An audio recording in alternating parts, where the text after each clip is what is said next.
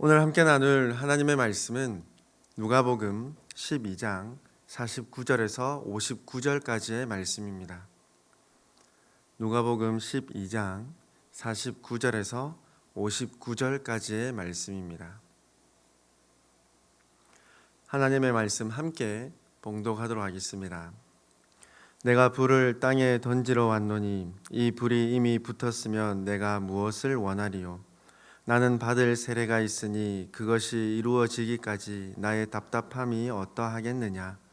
내가 세상에 화평을 주려고 온 줄로 아느냐? 내가 너희에게 이르노니 아니라 도리어 분쟁하게 하려 함이로라. 이후부터 한 집에 5사람이 있어 분쟁하되 셋이 둘과 둘이 셋과 하리니 아버지가 아들과 아들이 아버지와 어머니가 딸과 딸이 어머니와 시어머니가 며느리와 며느리가 시어머니와 분쟁하리라 하시니라.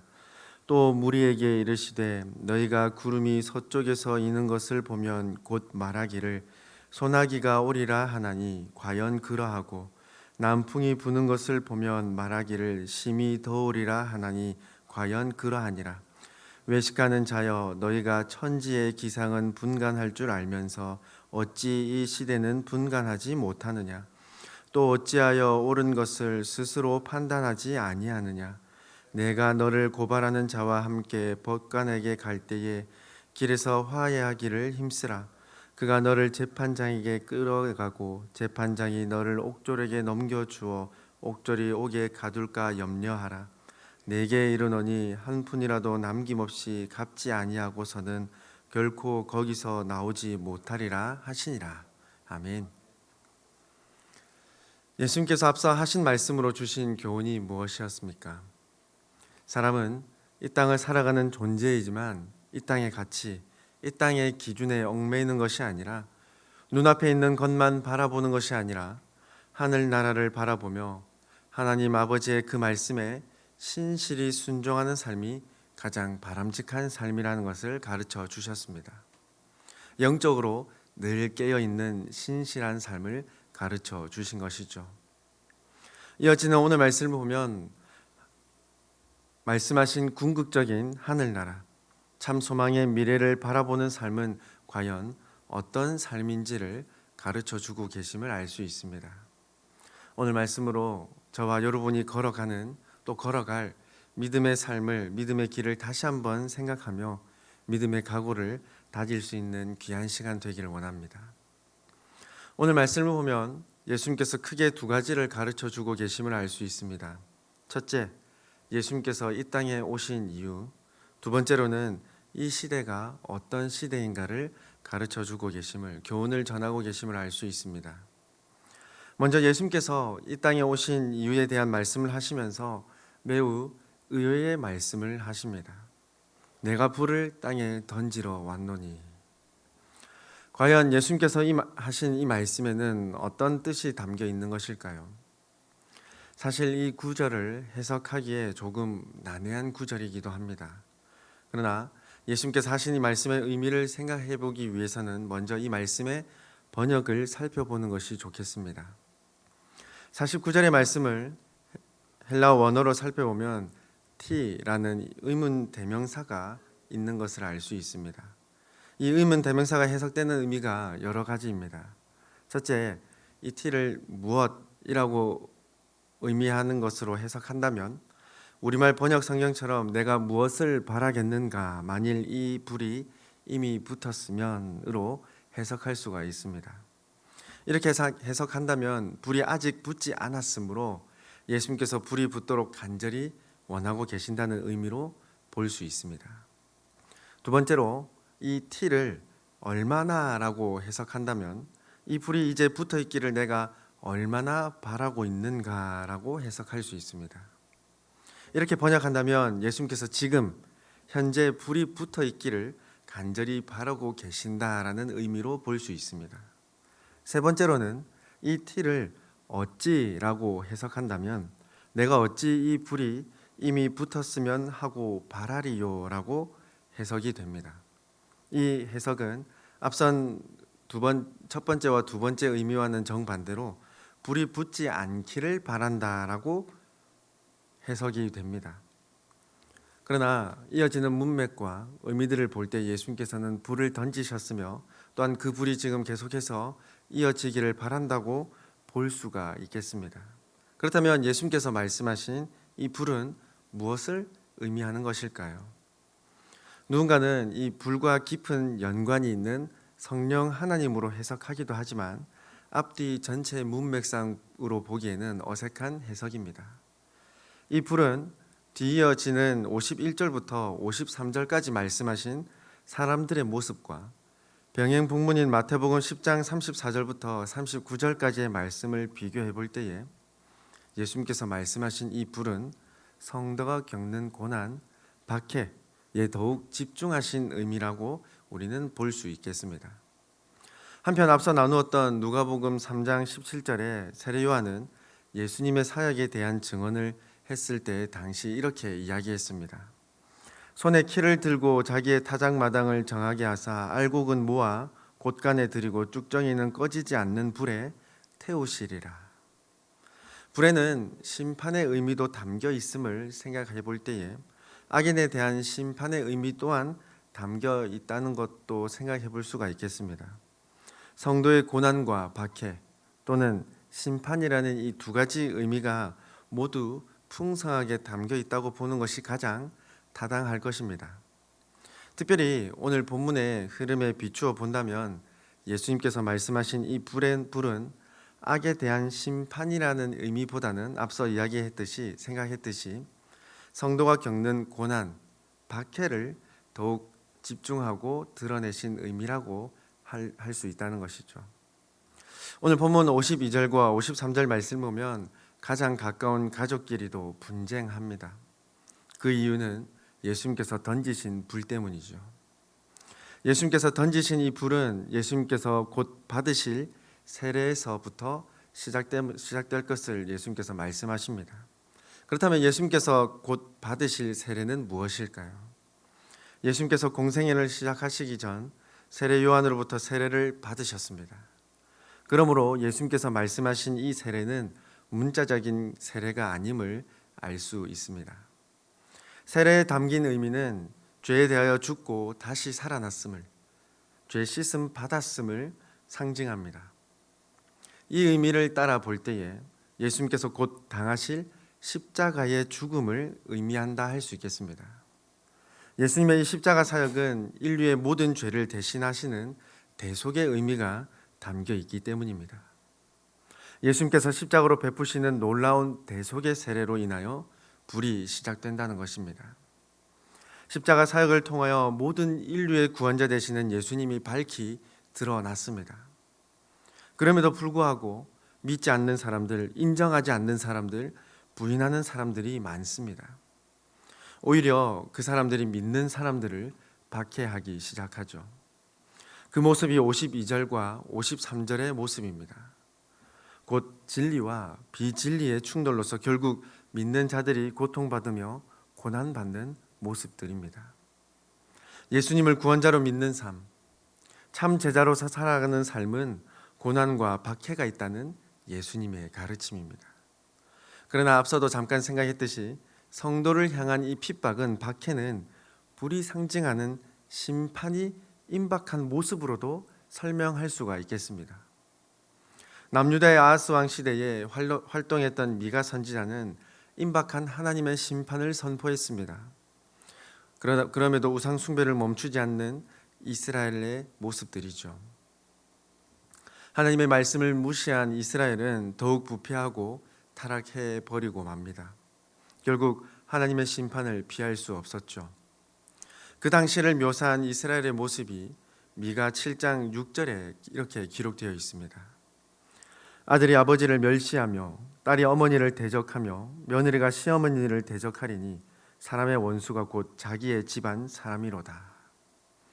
임박한 심판 앞에 놓인 사람들의 반응입니다. 하나님의 심판을 인정하지도 않을 뿐더러 오히려 반항하며 하나님을 따르는 사람들을 박해하고 핍박하는 모습들입니다. 이처럼 예수님께서 말씀하신 모습들을 보면 성도의 박해와 핍박, 그리고 심판이 임박한 모습 모두 포함한다 할 수 있다는 것이죠. 그리고 54절부터 56절까지 말씀을 보면 이제 무리들에게 말씀하십니다. 그러나 이 부분은 예수님께서 제자들과 무리들을 완벽하게 따로 분리하신 것으로 보기는 어렵습니다. 왜냐하면 원문으로 살펴보면 그리고 그가 무리들에게도 또한 말씀하셨다라고 번역할 수 있습니다. 앞서 제자들에게 주시는 특별한 교훈들을 말씀하셨죠. 베드로의 질문 이후 특정한 대상들을 지정하지 않으시고 계속해서 교훈을 전하셨습니다. 그리고 54절의 말씀의 원문의 뜻을 따르자면 제자들을 포함하여 모여든 무리들에게도 교훈의 대상을 넓히셨다는 점을 알 수 있겠습니다. 제자들을 포함한 무리들에게 무엇을 지금 계속해서 말씀하십니까? 54절부터 56절까지의 말씀을 통하여 당시 쉽게 예상할 수 있던 기상현상들을 말씀하십니다. 예수님께서 말씀하신 이 기상현상들은 팔레스타인의 지리적 위치와 환경적 요건에 따라 당연히 또 예상할 수 있는 현상으로서 누구나 예측할 수 있는 기상 변화들입니다. 이와 대조하시며 예수님께서는 사람들의 영적 어리석음과 둔감함을 지적하고 계십니다. 56절 말씀이죠.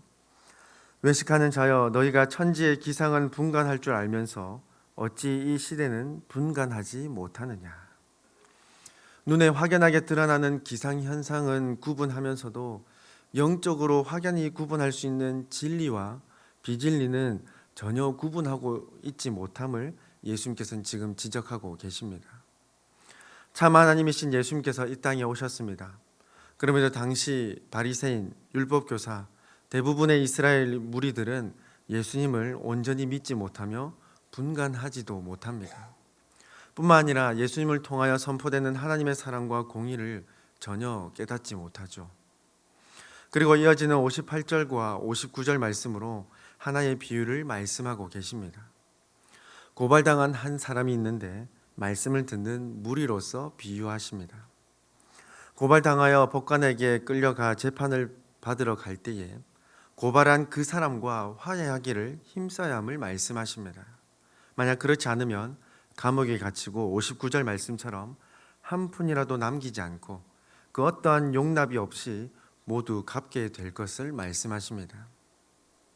이 말씀은 곧 하나님 앞에 죄인으로서 서게 되는 모습을 의미합니다.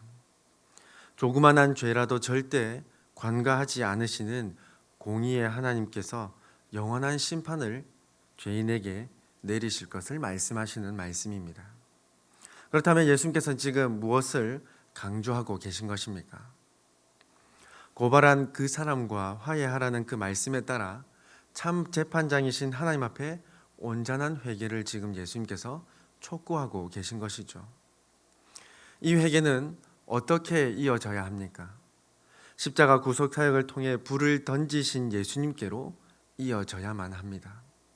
대속을 완성하신 예수님을 구원자로 믿어야 한다는 예수님의 가르침이죠. 사랑하는 우리 성도 여러분, 예수님께서 하신 말씀을 되돌아보면 지금 이 시대도 동일합니다. 이 세상 모든 사람들은 하나님의 앞에, 재판장이신 하나님 앞에 영원히 멸망받는 심판의 자리로 나아가고 있는 중입니다. 그러나 여전히 이 땅의 수많은 사람들은 깨닫지 못하고 있습니다. 눈에 분명히 드러나는 진리와 비진리가 있음에도 불구하고 분간하지도 못할 뿐더러 인정하지도 않습니다.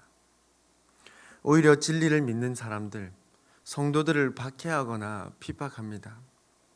받아들이지도 않습니다. 미련한 삶이라고 조롱하며 핍박하기도 하죠.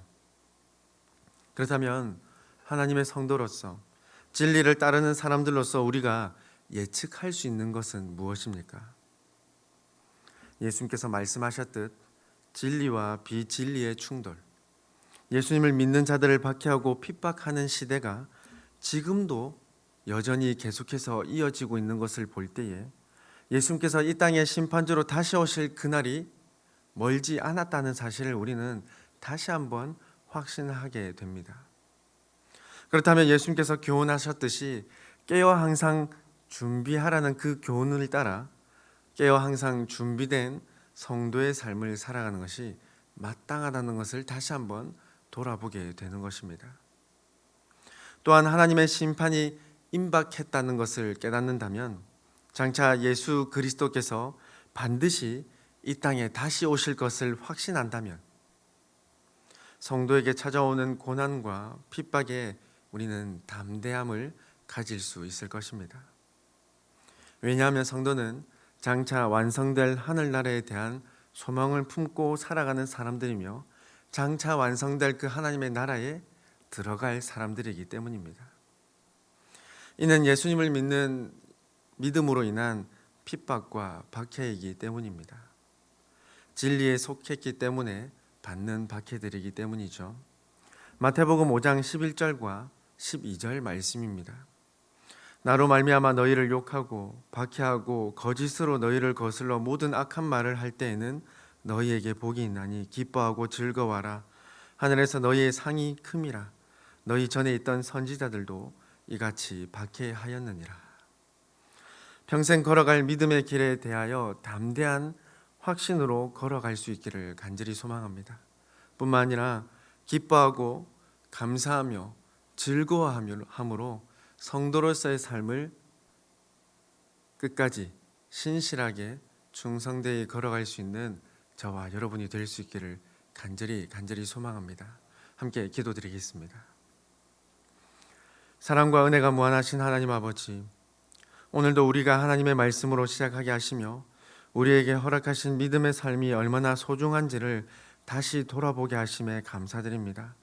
우리에게 허락하신 참 생명과 부활의 기쁨과 감사를 늘 잃지 않고 깨어 기도하며 마지막 때를 살아가며 나아가는 우리 모두가 되게 하여 주시옵소서. 아버지 하나님, 우리의 삶을 늘 붙들어 주시고 하나님 말씀 앞에 겸손함으로 순종하는 신실한 종의 삶이 되게 하여 주시옵소서. 그래서 언제 어디서든지 하나님의 영광을 증거하며 살아계신 삼위 하나님을 온전히 증거하는 우리 모두가 되게 하여 주시옵소서. 아버지 하나님, 특별히 이 땅에 고통받고 슬픔을 겪는 모든 영혼들을 하나님께서 친히 위로하여 주시고 하나님의 손길로 회복되게 하시고 하나님께서 주시는 평안으로 새 힘을 얻는 은혜를 더하여 주시기를 간구합니다. 지진과 전쟁, 박해와 핍박으로 고통받는 자들을 자유케 하시고 건강의 문제로 슬픔을 겪는 모든 성도들의 삶을 하나님께서 친히 위로하여 주시옵소서. 오늘도 하나님께서 동행하여 주실 것을 소망하며 확신함으로 담대함으로 시작합니다. 우리에게 가장 필요한 은혜들을 가장 필요한 때에 가장 좋은 방법으로 허락하여 주시옵소서. 우리의 참주인이신 하나님 앞에 감사드리오며 우리를 위하여 죽으시고 부활하신 예수님의 이름으로 기도드리옵나이다. 아멘.